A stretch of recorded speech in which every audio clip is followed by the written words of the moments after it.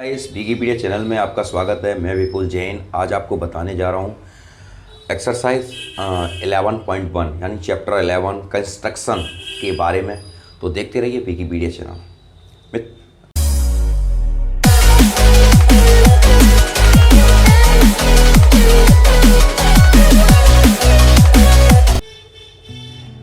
मित्रों, यहाँ पर मैंने प्रश्न नंबर पहला लिख रखा है एक्सरसाइज 11.1 से, कंस्ट्रक्शन नामक चैप्टर से। देखिए, प्रश्न है 7.6 सेंटीमीटर लंबा एक रेखाखंड खींचिए और इसे 5:8 में अनुपात में विभाजित कीजिए, दोनों भागों को मापिए। ठीक है, प्रश्न कंस्ट्रक्शन से है। एक प्रश्न आना अनिवार्य है 6 नंबर का। ठीक है, आप अच्छे से इसको समझ लीजिए और कर लीजिए। देखिए, सबसे पहले 7.6 सेंटीमीटर लंबा एक रेखाखंड खींचना है। रेखाखंड से मेरा तात्पर्य है कि एक रेखा जो 7.6 सेंटीमीटर लंबी हो। ठीक है, तो यहाँ पर हम 7.6 सेंटीमीटर लंबी रेखाखंड खींच रहे हैं। और मित्रों, मैंने कई बच्चों को देखा है, मैं जूम करके आपको दिखा दे रहा हूँ।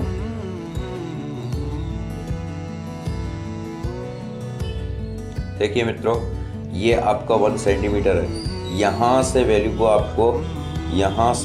आपको नापना है और यहाँ तक 7.6 कहाँ पर है, ये 5 हो गया और इसके एक आगे खाने को। ठीक है, यहाँ तक आपको नापना है 7.6। बात समझ में मेरी आ रही है? ठीक है, अब मैं रखता हूँ और आपको इतना ही करना है। चलिए, ठीक, मेरी बात आप समझ गए होंगे। 7.6 सेंटीमीटर एक लंबा रेखाखंड खींचना है।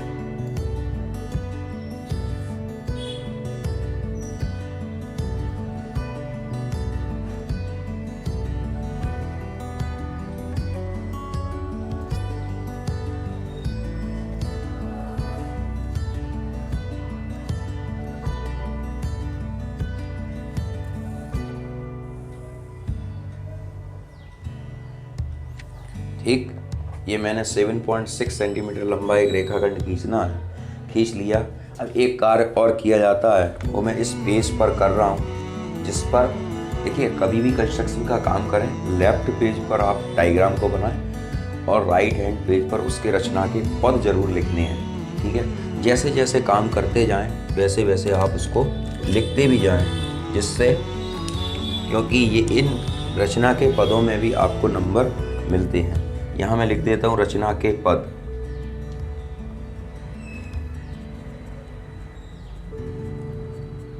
ठीक है, पहला पॉइंट है हमारा रचना का। सर्वप्रथम हमने क्या किया है, 7.6 सेंटीमीटर लंबा एक रेखाखंड खींचा है। इसको हम लिखेंगे 7.6 सेंटीमीटर एक रेखाखंड खींचा। ठीक है, चलिए, एक रेखाखंड खींच लिया 7.6 सेंटीमीटर। अब एक रेखा खींचेंगे यहाँ पर।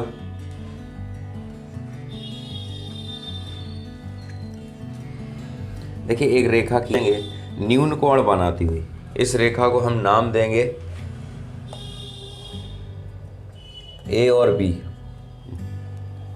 ए और बी रेखा को हम नाम देंगे, रेखा का नाम देंगे ए और बी। ठीक है, मैंने ए और बी इसका नाम दिया है। अब एक रेखा खींचेंगे न्यून कोण बनाती हुई। चाहे आप ये ऊपर की तरफ बना सकते हो या नीचे की तरफ, आप कैसे भी इसको न्यून कोण बनाती हुई रेखा को खींचेंगे और इस रेखा का नाम देंगे एक्स। ठीक, यहाँ लिखेंगे न्यून कोण होता है, आप जानते हो न्यून कोण के बारे में। न्यून कोण होता है जो 90 अंश से छोटा होता है। ए एक्स रेखा न्यून कोण बनाती हुई खींची।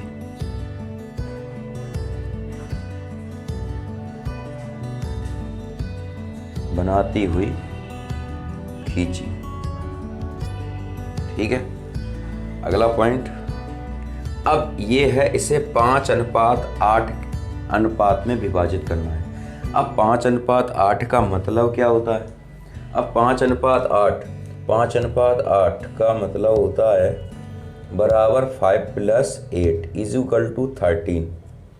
ठीक है, = 13। 5:8 का मतलब होता है = 13, यानी हमें इस रेखा के 13 बराबर भाग करने हैं। ठीक है, हमें इसके 13 भाग करने हैं। तो पेंसिल और प्रकाल में देखिए, पेंसिल और प्रकाल में पहली बात मैं आपको एक बात बता दूं कि प्रकाल और पेंसिल की लंबाई बराबर होनी चाहिए। ठीक है, नहीं तो आप इस पर रख के देख लीजिए, आपको आइडिया हो जाएगा कि प्रकाल बड़ी है कि पेंसिल बड़ी है। और बराबर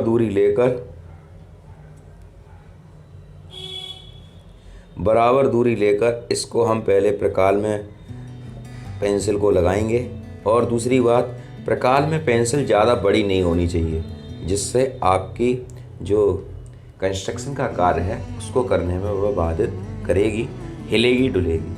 बराबर दूरी लेंगे और प्रकाल टाइट होनी चाहिए। ठीक है, अब हम इस पर बराबर चाप लगाएंगे 13 चाप लगाएंगे। 1 2 3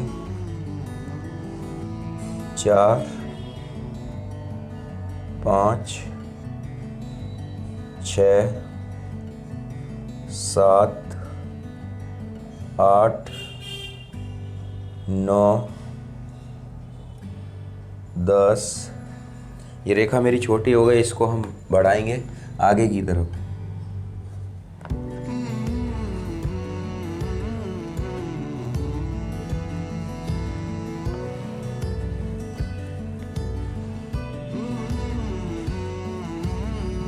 ठीक है, कितने हो गए? 1 2 3 4 5 6 7 8 9 10 11 12 और लास्ट 13। ये यहाँ पर आकर हमें मिल रहा है। ठीक है, ये 13 पॉइंट हो गए हमारे। ठीक है, आपको दिखाई दे रहे होंगे। अब इस 13 पॉइंट पर यहाँ से x को हटाकर यहाँ लास्ट में लिखेंगे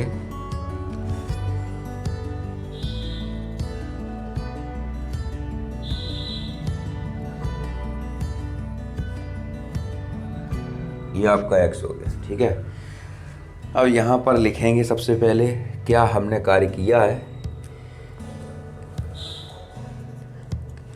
रेखा AX पर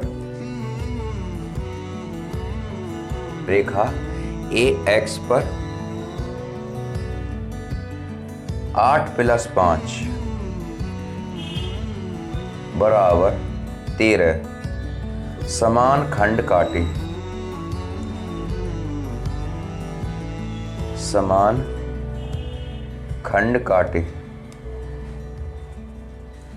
ठीक है, काटे इतना लिख लेंगे। फिर इनको नाम देंगे हम x1 x2 x3 x4 x5 x6 x7 x8 x9 x10 x11 x12 और x13। ये मैंने इनको नाम दे दिए x13। अब नाम देने के बाद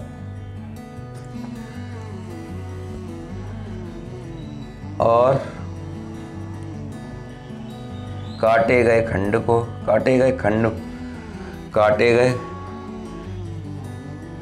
खंड पर x1, x2, x3 ... x13 नाम अंकित करें। ठीक है, बात मेरी समझ में आ रही है यहाँ तक? अब लास्ट जो 13 पॉइंट है उसको हम B पॉइंट से मिलाएंगे। ठीक है,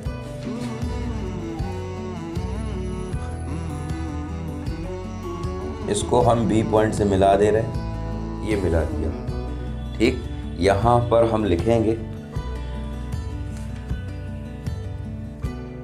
यहाँ पर हमने क्या किया है, x13 को b से मिलाया है। चौथा पॉइंट, x13 को b से मिलाया, ठीक है, b से मिलाया। मिलाने के बाद अब हम एक महत्वपूर्ण काम करने जा रहे हैं। अब हमें इसके समानांतर रेखा खींचनी है। x13 b के समानांतर एक रेखा खींचेंगे और वो x5 से खींचेंगे, यानी x5 के समानांतर, x13 के समानांतर x5 से रेखा खींचेंगे। तो इसे आप मित्रों पहचानते होंगे, इसे आप पहचानते हो, ठीक है। ये अपनी भाषा में इसे हम हिंदी में गुनिया और अंग्रेजी में सेट स्क्वायर बोलते हैं, ठीक है। सेट स्क्वायर की मदद से हम समांतर रेखाओं को खींचेंगे। तो सेट स्क्वायर की हेल्प से हम समांतर रेखा आप कैसे खींचते हैं, आइए समझते हैं और देखते हैं। देखिए, एक स्केल और एक सेट स्क्वायर। यहाँ पर देखिए ये दो भुजाएं हैं जिन पर ये नंबर्स अंकित हैं, ठीक है। एक भुजा आपकी प्लेन है, तो इससे बात नहीं करनी, सिर्फ इस पे काम करते हैं। आइए इसको कैसे यूज़ करते हैं देखते हैं, ठीक है। अब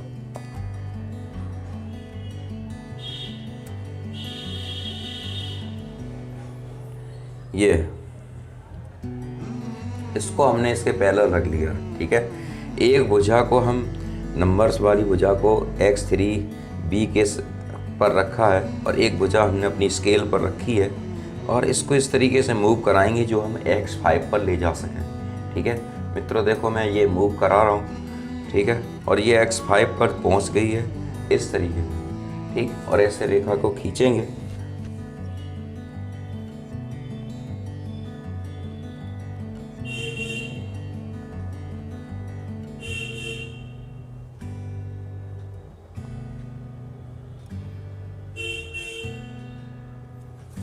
देखिए ये खिंच गई x5 के समानांतर ये रेखा, ठीक। अब यहाँ लिखेंगे, जो कार्य हम करते जाते हैं उसे हम लिखते भी जाते हैं। 5 पॉइंट x5 से x5, इसको एक नाम दे रहे हैं हम c, ठीक। x5 से x5 c जो समानांतर है x13 b खींची, ठीक है, खींच ली, इसके समानांतर ये रेखा खींच ली। अब यह रेखाखंड इस प्रकार, यह रेखाखंड दो भागों में बट गया। अब इन दोनों भागों को हम मापेंगे कि इनकी लंबाई कितनी है। इस दोनों भागों को नापने पर हमें जो लंबाई प्राप्त हो रही है,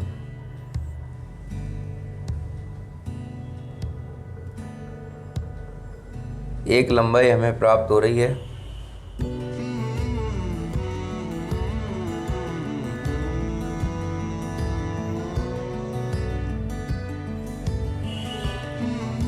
यहाँ पर मैं लिख दे रहा हूँ लंबाई। एक लंबाई मुझे 3 से थोड़ा कम मिल रही है, AC 2.9 के समथिंग है सेंटीमीटर, और दूसरी है आपकी, ये आपकी है हो रही है 4.7। BC आपकी हो रही है 4.7 सेंटीमीटर, ठीक है। मैं इनको जोड़ता हूँ तो ये होती हैं 9 7 16 7.6, ठीक। इस तरह से यहाँ मैं लिखूँगा इस प्रकार,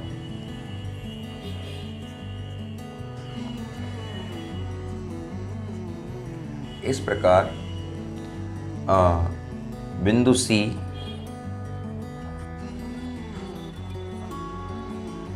रेखाखंड AB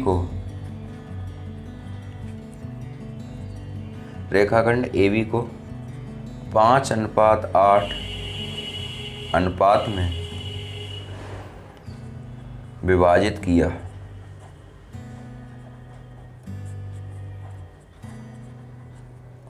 ठीक है, विभाजित किया। दोनों रेखाखंडों को नापने पर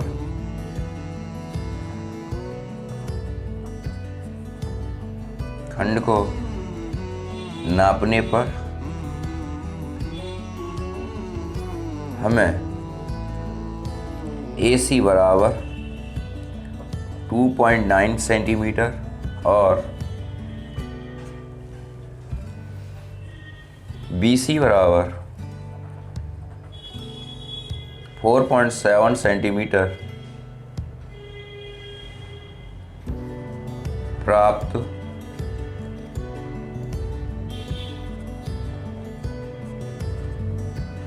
होती है। ठीक है, अब यहाँ पर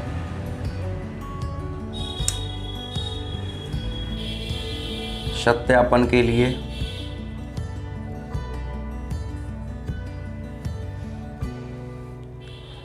CX5 पैरेलल है BX13 के।